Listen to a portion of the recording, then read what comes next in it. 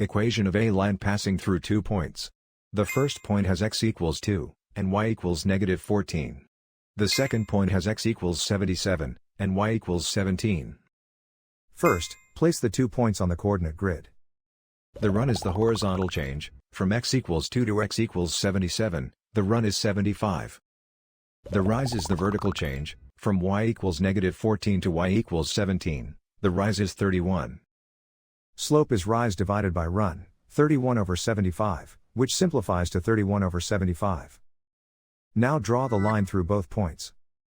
Start with point slope form, y minus y1 equals m times x minus x1. Then fill in the boxed values. Slope is 31 over 75, x1 is 2, and y1 is negative 14. That gives the specific point negative slope equation for this line.